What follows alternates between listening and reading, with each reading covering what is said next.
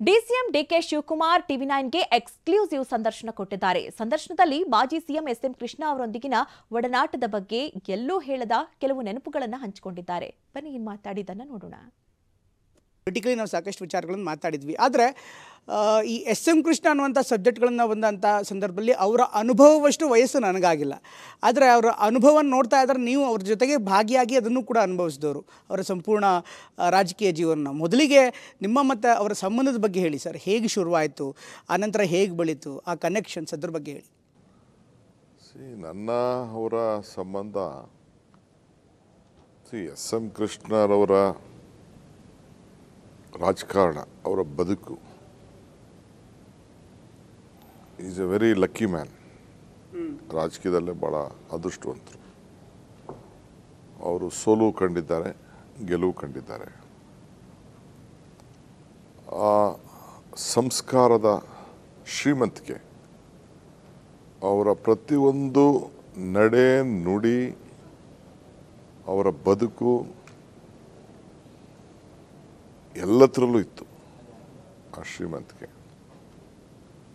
ನಾವು ಅವ್ರನ್ನ ಭಾಳ ದೂರದಿಂದ ನೋಡ್ತಾ ಇದ್ದೆವು. ನನಗೂ ಅವ್ರಿಗೂ ಸಂಬಂಧ ಹತ್ತಿರವಾಗಿದ್ದು. ನಾನು ಫಸ್ಟು ಹಿಂದೆ ಹೇಳಿದ್ದೀನಿ, ಅಸೆಂಬ್ಲಿಲಿ ಹೇಳಿದ್ದೀನಿ, ಬಂಗಾರಪ್ಪನವರ ಜೊತೆಲಿ ನಾನು ರಾಜಕಾರಣ ಮಾಡಿದನು ವಿದ್ಯಾರ್ಥಿ ನಾಯಕನಾಗಿದ್ದಾಗ. ನಾನು MLA ಆಗಿದ್ದೆ, ಮಂತ್ರಿನೂ ಆಗಿದ್ದೆ, ಅವರು ಸ್ಪೀಕರು ಇದ್ದರು. ನಾನು ಸ್ಟೂಡೆಂಟ್ ಲೀಡರ್ ಇದ್ದಾಗಿಂದ ನನಗೆ ಅವ್ರ ಪರಿಚಯ. ಬಟ್ ಅವ್ರಿಗೆ ಪ್ರಾಕ್ಸಿಮಿಟಿ ನಾನಿರಲಿಲ್ಲ. ರಾಮಕೃಷ್ಣ ಹೆಗಡೆ ಎಲೆಕ್ಷನ್ ಟೈಮಲ್ಲೆಲ್ಲ ಅವರು ಮಂತ್ರಿ ಆಗಿದ್ದರು ಆ ಕನಕಪುರದಲ್ಲಿ. ಆಗ ಬರೋರು ಮಾಡೋರು, ನಮ್ಮ ಹುಡುಗ ಅಂತ ಸ್ವಲ್ಪ ಹತ್ತದಿಂದ ನೋಡಲಿಕ್ಕೆ ಪ್ರಯತ್ನ ಮಾಡೋರು. ಬಟ್ ಅವರು ಸೆಂಟ್ರಲ್ ಮಿನಿಸ್ಟ್ರು ಆ ಟೈಮಲ್ಲಿ, ಇಂದಿರಾ ಗಾಂಧಿಯವರು ಆ ಟೈಮಲ್ಲಿ. ಆಗೆಲ್ಲ ನಾವು ವಿದ್ಯಾರ್ಥಿ ನಾಯಕರಾಗಿದ್ದೆವು. ಸೊ ಬಟ್ ಬಂಗಾರಪ್ಪನವರು ಕೊನೆಯ ಟೈಮಲ್ಲಿ, ಅಂದರೆ ಅಧಿಕಾರ ಇಳಿಯುವಾಗ, ನಾನು ಬೆಳ್ಳಿಯಪ್ಪನವ್ರು ಹೋಗಿ ಬಂಗಾರಪ್ಪನವ್ರು ಕೇಳಿದೆವು, ನಮ್ಮ ರಾಜಕೀಯದ ಭವಿಷ್ಯ ಏನು ಅಂತ. ಏಕೆಂದರೆ ಅವ್ರ ಸಂಪುಟದಲ್ಲಿರಬೇಕು, ಅವರು ರಾಜೀನಾಮೆ ಕೊಡುವಂಥ ಪರಿಸ್ಥಿತಿ ಬಂದಿತ್ತು. ಇನ್ನು ರಾಜೀನಾಮೆ ಕೊಟ್ಟಿರಲಿಲ್ಲ. ಮುಂದಕ್ಕೆ ಯಾವ ಹೆಜ್ಜೆ ನಾವು ಇಡಬೇಕು ಅಂತ ಕೇಳಿದೆ. ನರಸಿಂಹರಾವ್ ಗೌರ್ಮೆಂಟಲ್ಲಿ ನಾನು ಅಷ್ಟು ಮಿನಿಸ್ಟರ್ ಆಗಿದ್ದೆ.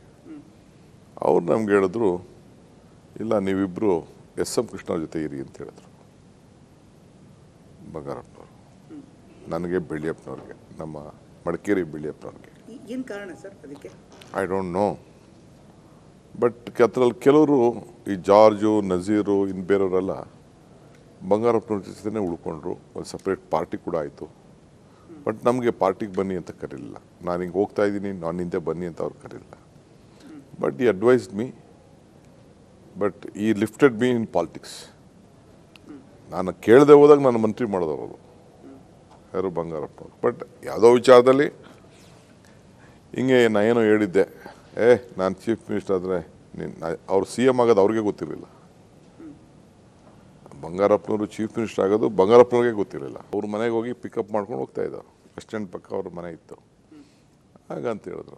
ಆಯಿತು ಅಂದ್ಬಿಟ್ಟು ಅಲ್ಲಿಗೆ ಹೋಗಿ ಒಂದು 5 ನಿಮಿಷಕ್ಕೆ ಅನೌನ್ಸ್ಮೆಂಟ್ ಮಾಡಿಬಿಟ್ರು, ಬುಧವಾರ ಹೊಸ ಲೀಡ್ರನ್ನ ಚೇಂಜ್ ಮಾಡ್ತಾಯಿದ್ದೀವಿ ಅಂತ ಮಾಡಿದ್ರು. ಆಮೇಲೆ ಬಂಗಾರಪ್ಪನವರಾದರು, ನಾನು ಬಿಟ್ಬಿಟ್ಟಿದ್ದೆ, ಹೇಳೋದಲ್ಲ ಅಂತ ಬಿಟ್ಬಿಟ್ಟಿದ್ದೆ. ಆಮೇಲೆ ಎಲ್ಲೋ ಒಂದು ದಿನ ತೀರ್ಮಾನ ಆಯಿತು, ಅವ್ರು ನನ್ನ ಮಂತ್ರಿ ಮಾಡಿದ್ರು. ಆಮೇಲೆ ಮಂತ್ರಿ ಆದಮೇಲೆ ನನಗೆ ಭಾಳ ಎನ್ಕರೇಜ್ ಮಾಡೋಕ್ಕೆ ಶುರು ಮಾಡಿದ್ರು ಕೃಷ್ಣ ಅವರು. MLA ಇದ್ದಾಗೂ ಸ್ವಲ್ಪ ಮಾಡ್ತಿದ್ರು, ಅಸೆಂಬ್ಲಿ ಇದ್ದಾಗ. DCM DK Shivakumar TV nine super exclusive ಸಂಪೂರ್ಣ ಸಂದರ್ಶನ ಸಂಜೆ 7 ಗಂಟೆಗೆ ಪ್ರಸಾರವಾಗುತ್ತೆ. ತಪ್ಪದೆ ವೀಕ್ಷಿಸಿ.